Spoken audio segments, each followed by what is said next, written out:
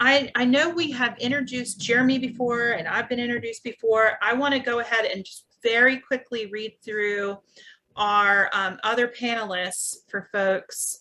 Now, keep in mind, participants, if you need to take a break during this time, you do that.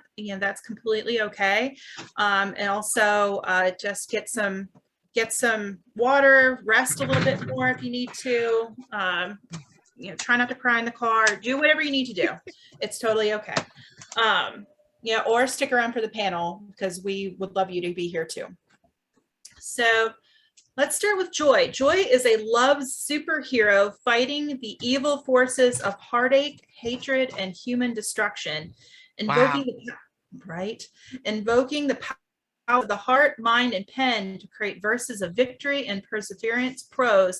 She helps those in mental and emotional anguish to find relief for their suffering and discover new delight in life.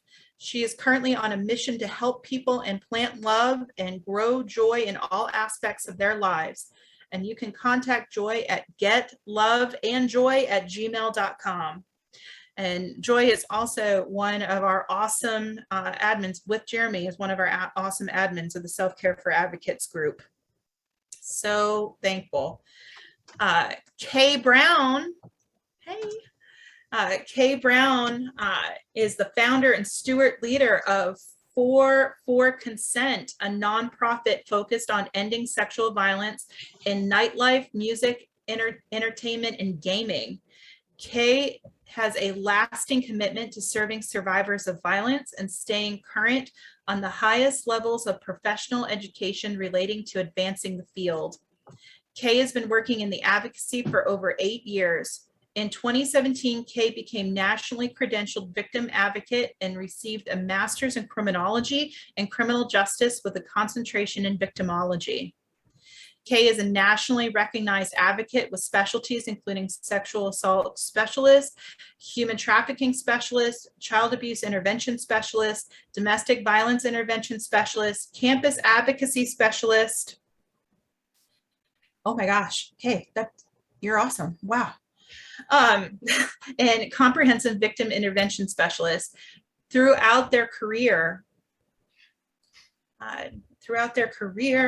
they have worked, I'm sorry, Kay, you're skipped really quick. No, no, Kay, you were with me. And now you're not. There we go. Sorry about that, Kay. Throughout their career, Kay has continued to expand their knowledge base and most recently into their newly recognized area of advocacy program management. Kay was awarded the Registered Advocate with Advanced Standing Status from the Ohio Advocate Network and also achieved the requirements to be recognized by California's OES as a sexual assault and domestic violence counselor in 2021. Kay is a member of the Michigan Coalition to End Domestic Violence and Campus Advocacy and Prevention Professionals Association, and GLAD. Kay works to create a safer and more positive culture in nightlife where all people are free to be themselves without experiencing discrimination or violence. Awesome. Awesome. Kyra is a survivor advocate, activist, researcher, and has been working in the anti-violence space for 6 years. Previously, she served as a hospital-based victim survivor advocate and currently works as a violence prevention coordinator for a Pacific Northwest hospital system.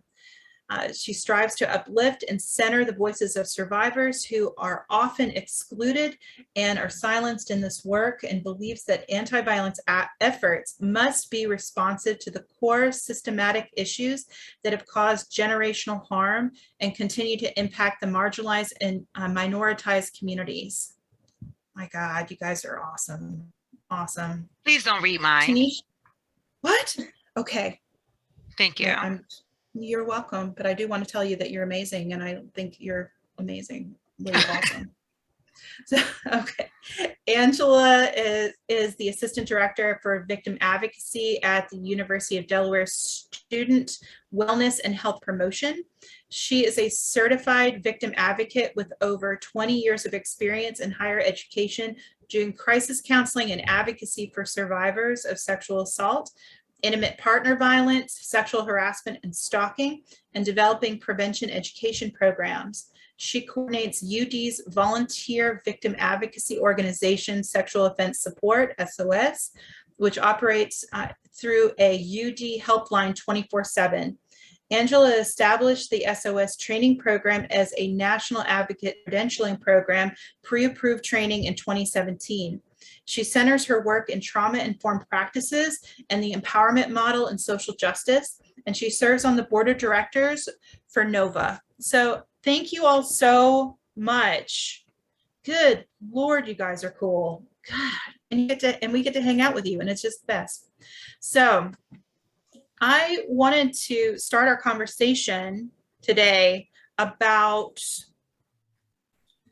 our experiences with working on crisis hotlines.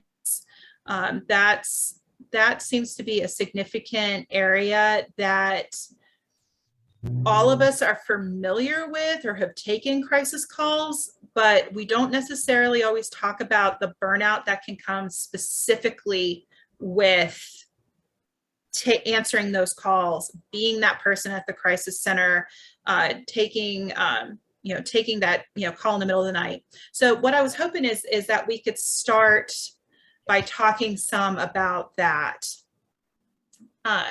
Would anyone like to maybe start with just a bit of their own personal experiences with being on a crisis line?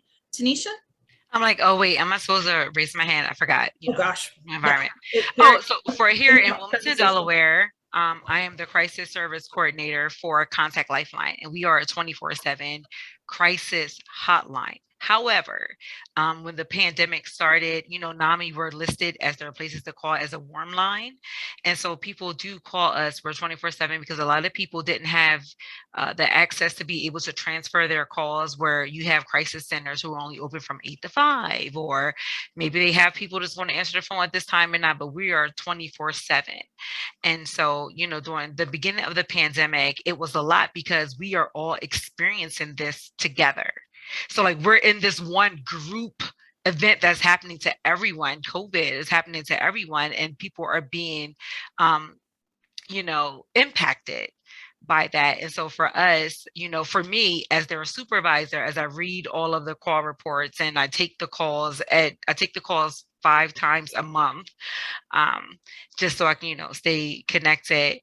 It's like making sure that my staff and my volunteers are actually taking care of themselves. So we incorporated this phrase that we have here at Contact Lifeline here in Delaware, is that we're going to leave it on the porch. That's it. We have an elongated porch when you walk out the front door, and it's like you got to leave it there because, we're dealing with something that's so traumatic for all of us, and we're trying to navigate, this world. And so it has been very difficult, over the past few years.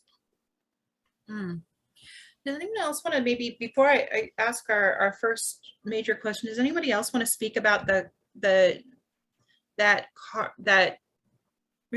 division of that leaving it on the porch or their own experiences? For me, it was always the 10 minutes from the hospital back to my house of having to process that and put it away, or the 10 minutes from my house to the hospital was, getting in that headspace, put it in the box. Does anybody else want to talk about that? Jeremy? Yeah, so just to clarify, my crisis line work was on suicide and crisis prevention, not directly just with SV and DV, which I'm sure everybody gets calls of all sorts on those lines. But we were taught in our training we got to choose what it was, but it was to pick something that signifies your time as a crisis call taker versus your time as a normal person. And so some people wore hats when they took calls. Some people had a certain piece of clothing they wore. Some people had a ritual when they walked through the door and sat at their station. Mine was, they had clicky pens. So I would always sit down, I would click my pen so that it was in pen mode. And that's when I was a crisis line worker. And then at the end of my shift, I would click my pen again and put it back on the counter, which meant I was now done being a crisis line worker. And I needed to check in with my supervisor for any debriefing if I needed it. And then I could go home and I was kind of done that. So we're actually trained on the leave it on the porch piece. And so I think that's a good tool. And folks in the chat, we're already starting to see a message where it's really interesting that physical presentation component. Absolutely, I think I think that is an important part of that. I think sometimes I wonder too. I love that idea of the clicky pen. I think the idea of having your own shirt, or Grace is saying, I've done that before with jewelry, a necklace with a crystal on it. So, put on the blue light glasses. So there's therapist mode. Important.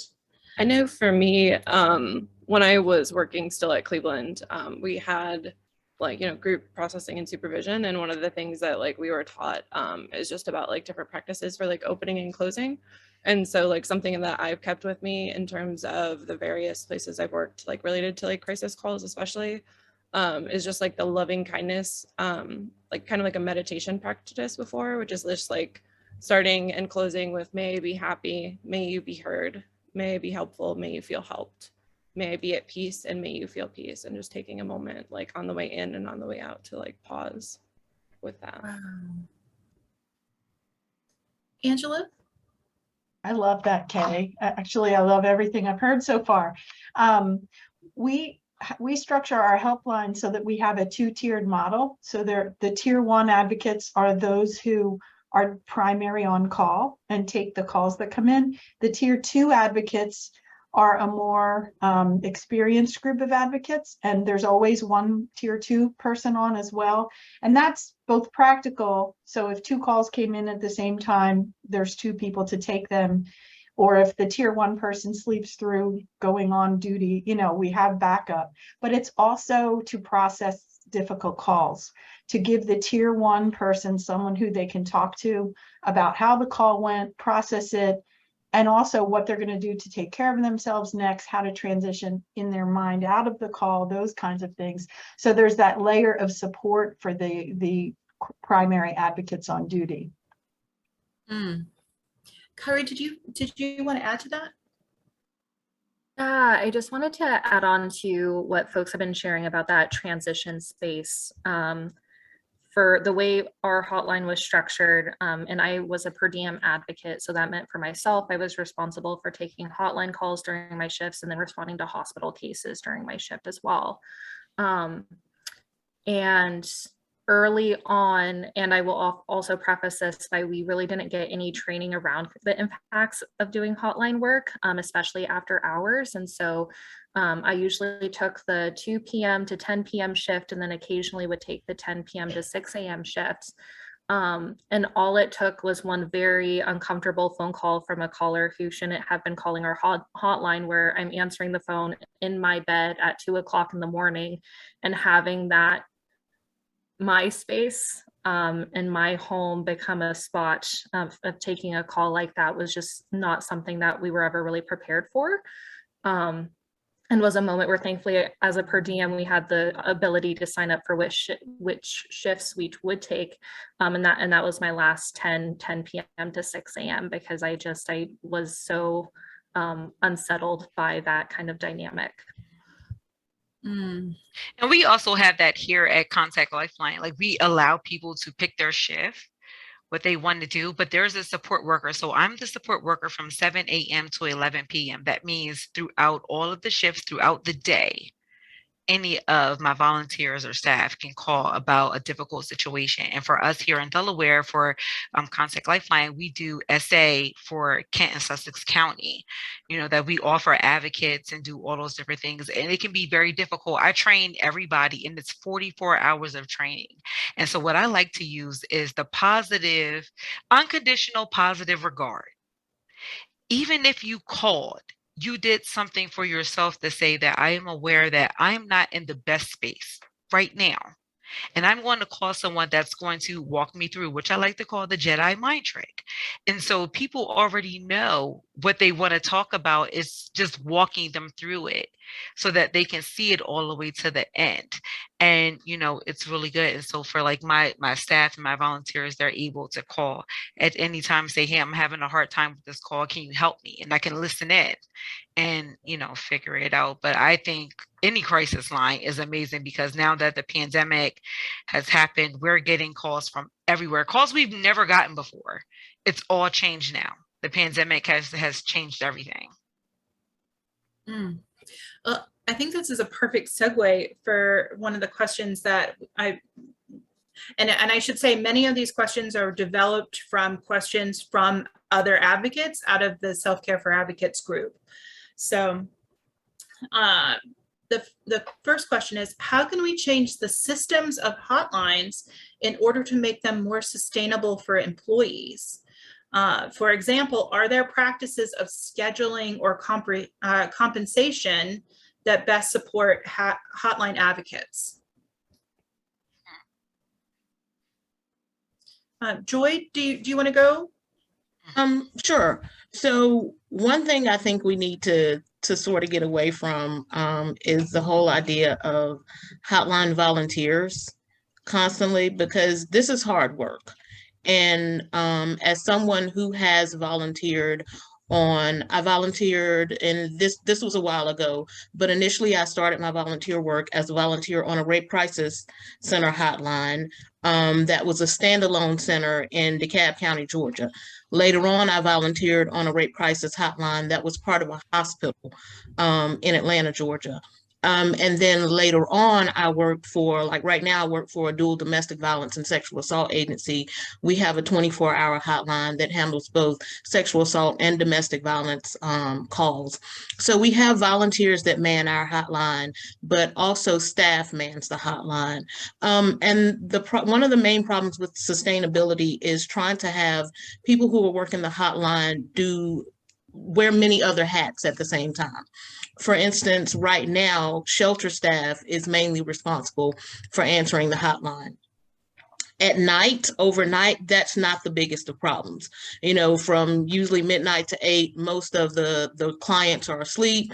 And all you have to do is wait for the hotline to ring, maybe do some paperwork, watch some Netflix on the computer or whatever.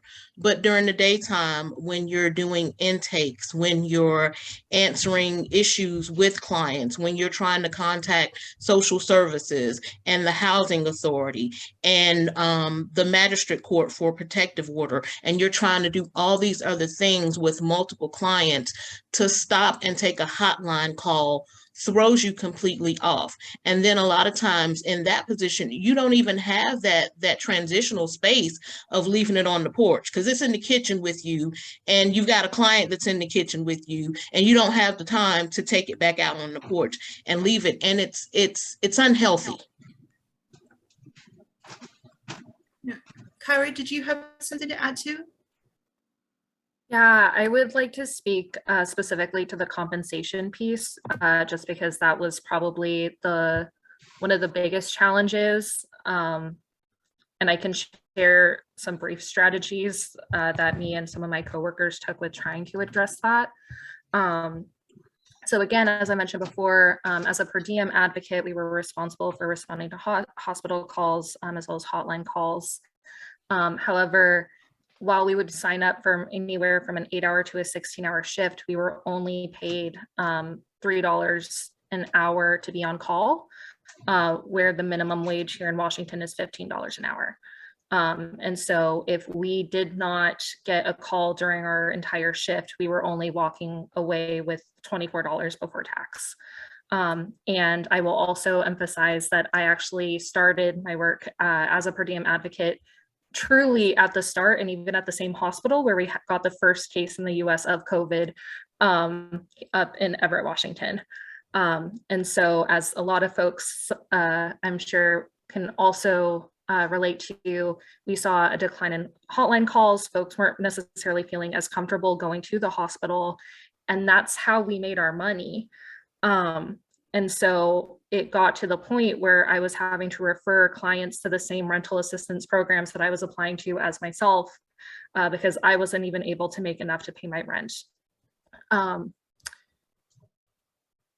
There was something else I really wanted to emphasize there, and it slipped my mind. Hopefully it'll come back. But when, after about a year of that, I had a conversation with some of the other per diem advocates as well as my supervisor to really outline what the issues are.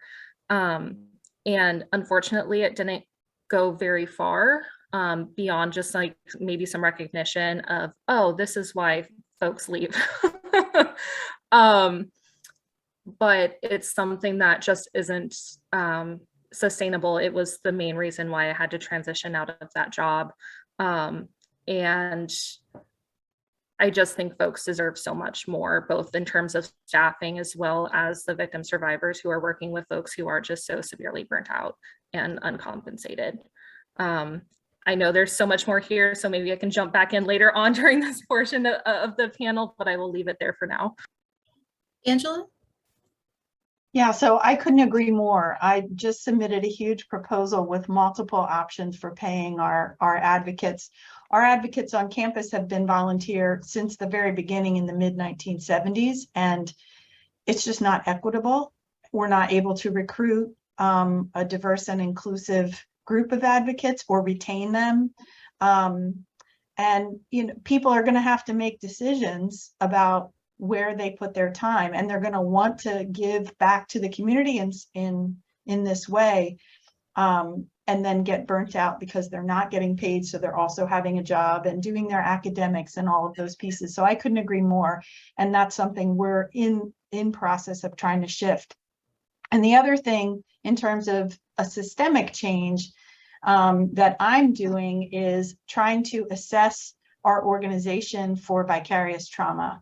And so I'm going to put in the chat, we this year have been using the Office for Victims of Crimes Vicarious Trauma Toolkit and the VT.org tool, and are working. I'm blessed to be on a college campus in that I can partner with faculty who are interested in research, and I'm working with a faculty member who is going to evaluate the responses that we're getting from the toolkit.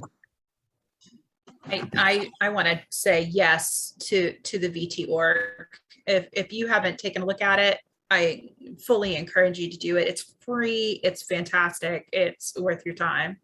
Jeremy? Yeah, a couple things from when I worked on the crisis line, as far as systems. I think getting clear policies. So, for example, we had regular callers. I think so. Before that, I say the policies. I think it's important to figure out a way to have caller ID, so that if you have somebody who's a regular caller and is causing your staff trauma by calling to have phone sex with them or do something inappropriate, before they're even talking to that person, they can look at that number and just hang up. And we had that at the crisis line because we had, and as you're going to get all sorts of weird calls, especially after COVID. Policies about regular callers who might fit what you're there for, but because they call so often, having time limits that you talk to those certain callers that can be exhausting for your staff because you've given them resources to help them. They either haven't used those resources or, they're stuck and in process, and we want to help them, but it's actually causing your call center staff stress over continuing to use 45 minutes on a call with somebody like that. So having policies around that can be helpful. I think a big one that I hear a lot when we talk with advocates is I think the five of us are manning the call while doing something else, and it rings all of our phones, and then we all sit there and wait to see who's going to pick up first. That's super disruptive and super unhealthy. There's actually research that just came out recently that one of the best things we can do for people coming back after COVID is have as set schedules as possible for people so that they know what their day looks like. And so this whole thing of 5 phones ring and everybody stares at it, and when somebody picks up before you, you're like, phew, I made it. And And then I think policies around being clear on what kind of call you get, where you need to check in with a supervisor and have a debrief. So if you took a suicide call on the line I worked on, you had no choice but to turn your phone off and call a supervisor and have a debrief. It wasn't a choice. And advocates, I love you all, but some of you will take that call that should have a debrief. And because you don't want to put your line on hold and you want to help somebody else, you'll jump on the next call that happens 30 seconds later. And it's not healthy. And so having a policy around, if the call contains these things, you need to talk to somebody and take a break, I think. And I'm sure some lines have these things. I'm not saying that nobody does, but I know talking to some people, they don't. I think the debriefing and the sharing, I would even go so far as to say that, nobody should be running a crisis line. I think it was Angela said, by themselves. You shouldn't be home alone, taking it on your personal cell phone. There should be somebody else there for support immediately in case a call is super tough or you need help looking for resources or those sorts of things. So. We actually have a question in the chat, and I want to share what Katie's asking. I really resonate with having to do overnight helpline shifts from home. I really struggle with this crisis work coming into my home, which is my space where I can debrief and wind down from work. Do you have any strategies for decreasing burnout when you are doing shifts from your home? So I've done that a lot for like years. And so like with that, and this again, like this solution there is going to be a barrier because like Hotline, you don't always get paid that well, and not that you get paid well in advocacy in general, but so like for me specifically is making sure that I'm in a different space.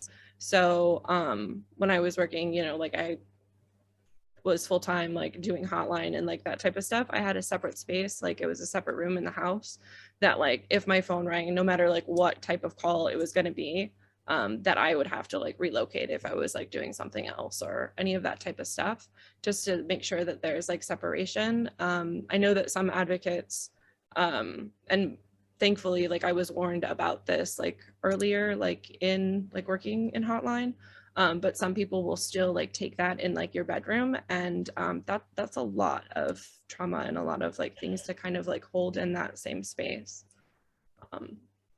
Yeah, I know I'm sorry, go ahead. No, I was going to ask you.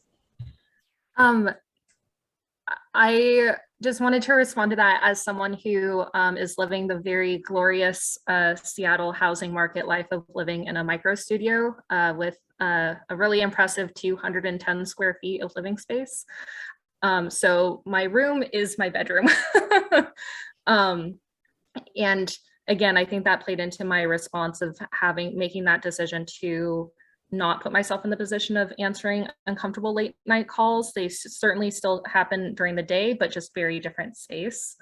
One of the strategies that helped me, because I started to really hate and get very anxious by my personal cell phone, was that I had our hospital line change the ringtone. And so there was a completely different sound on my phone than there was for my personal. That helped immensely.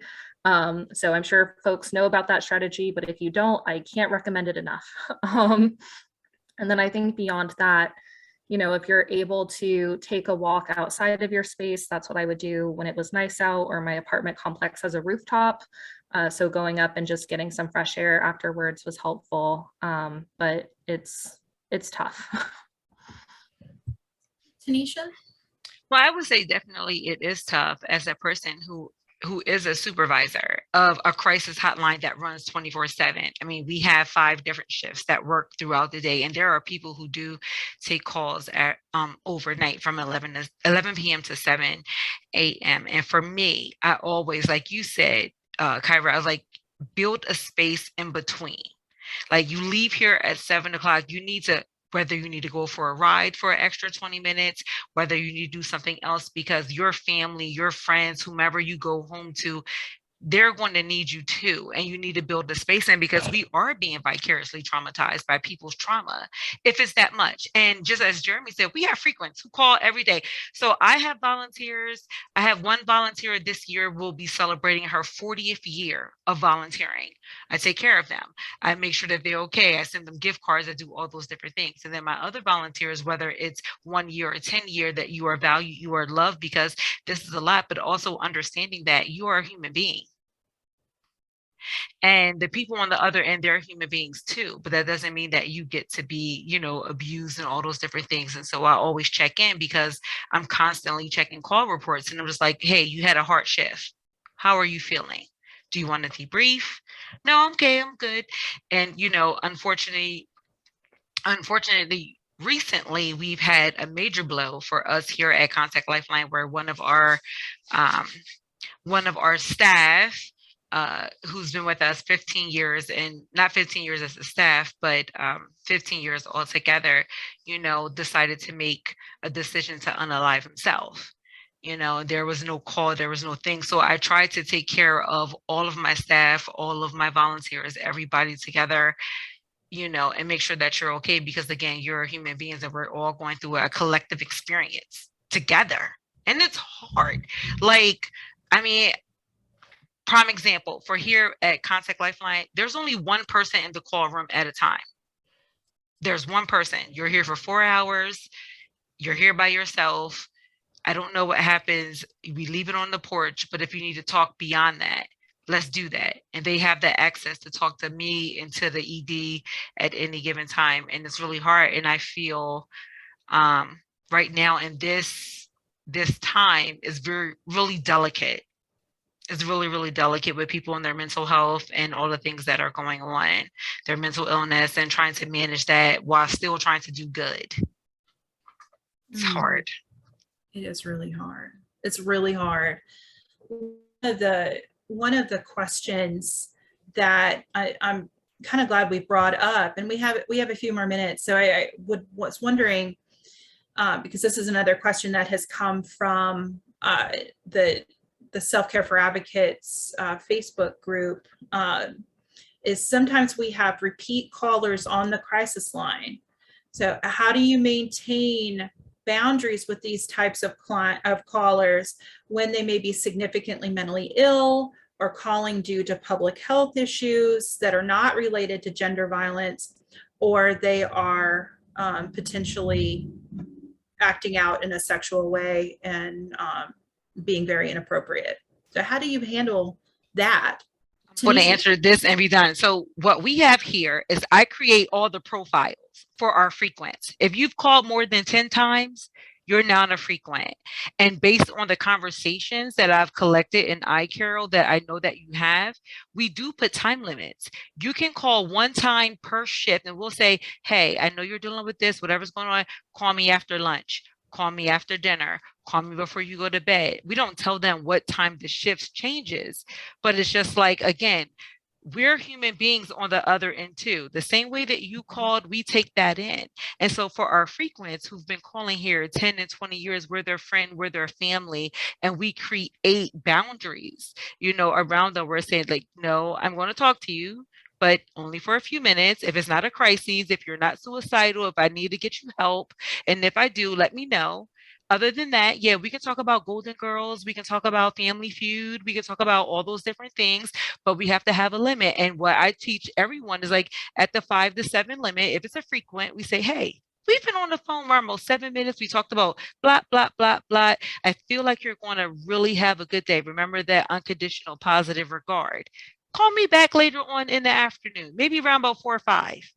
I'm not going to be here, but someone will be here, and it's giving them something to look forward to saying that, one, someone is interested in what they want, and you're not bogging me down for 15 minutes talking about how you don't like the new plan on Grey's Anatomy.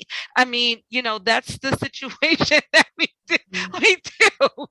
It's so tough. It's true. They call to do that because, again, friends and family, and that's who they perceive us as. And so we have our frequencies and we build times. And after we build the relationships, we do let them know, hey, you have a limit.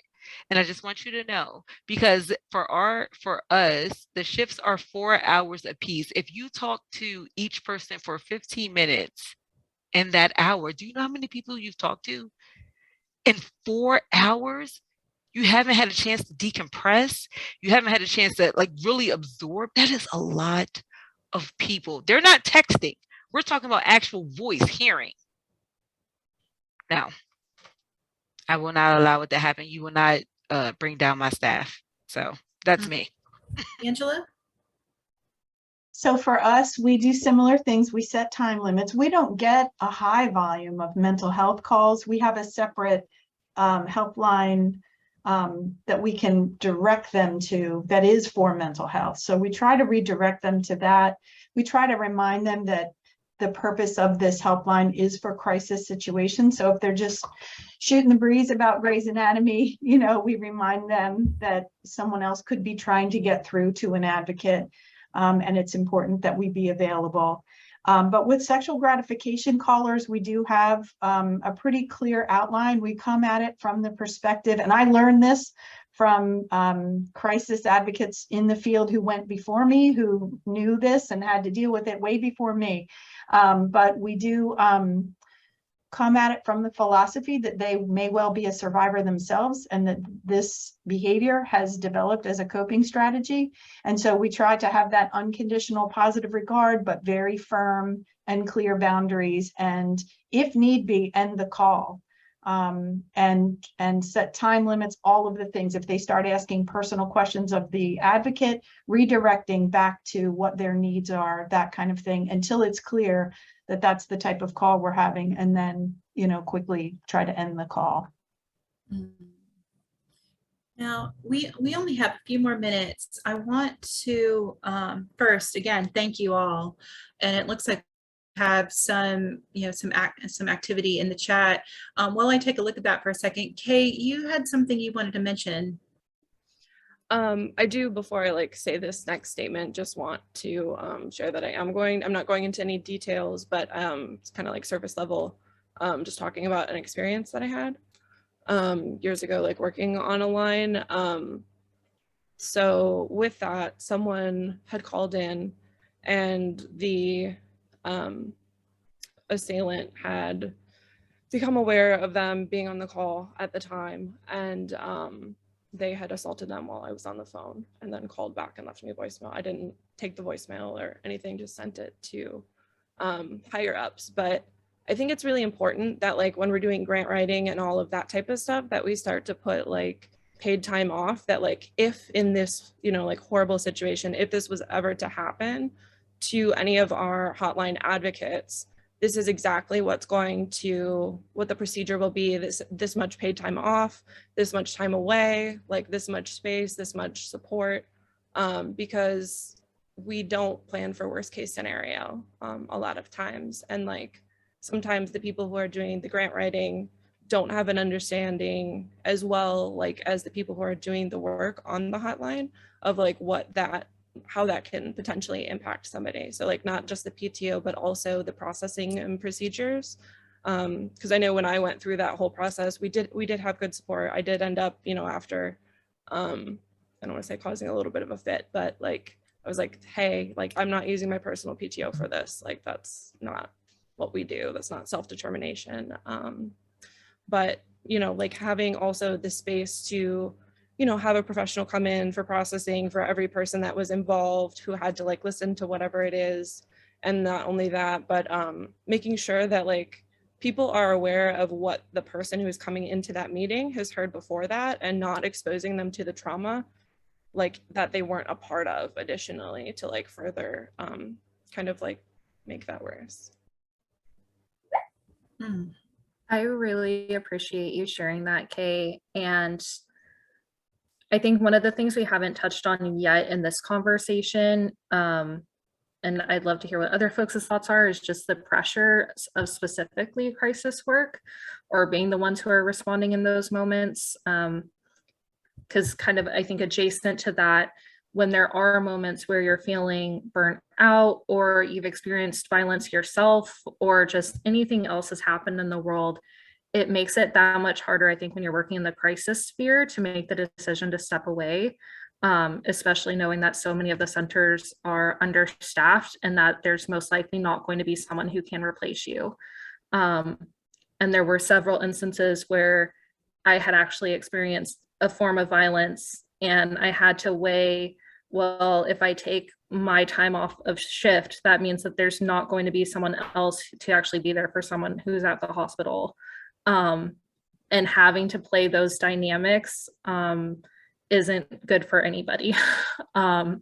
So thank you. I just want to say thank you to Kay for bringing that up. Mm-hmm. Everyone, we are out of time for our panel, but I want to thank you again for the work that you do and the energy that you give to our movement. You really, you move me beyond words over and over and over again. And I used to tell my staff, you are only as good as your last call. And I am so grateful that people like you have been on the call. So thank you so much for being here and being a part of this space today. I know we're running out of time, but I'm gonna say this: when it has to do with taking care of yourself, self-care, like for me, we take a lot of calls, we hear all the things, as Kyra said, as Kay said, all the different things. I like to go to the wig store and try on different wigs. That makes me happy, okay? Find something. Target is another place. That makes me happy. It's like I can release all of the things when I see all of these happy people buying all the stuff from the Target and or the wig store. You have to find something that makes you feel good. Even if it's going home and shutting off everything and being quiet for 20 minutes. Self-care for my volunteers and my staff is number one. There is nothing, I can't do anything if you can't take care of yourself, and I can't take care of you if I can't take care of me. And that's how we roll. I'm sorry. So that's it. Love it. I love it. Oh my gosh. Thank you all so much for being here today. I'm just so, so grateful. If our panelists will join me in the backstage area, I would be just thrilled about that. So thank you so much. And Kay, oh, I'm sorry. I thought I had a hand on you and I was like, oh, you raised your hand. I was like, oh, you didn't. I did. So don't worry about that. But if our panelists will join us in the backstage, that would be great. Everyone, I really